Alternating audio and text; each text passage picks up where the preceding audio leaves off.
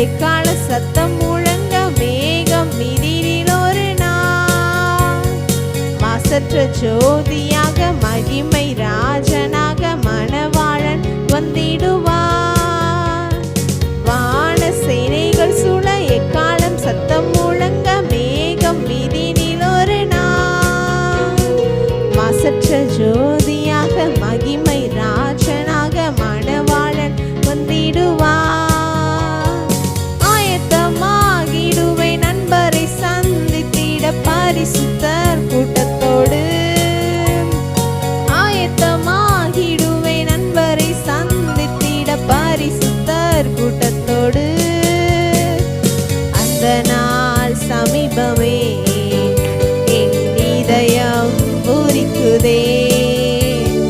செல்வே நண்பரோடு அங்கு வாழ்வே நித்தியமாய்.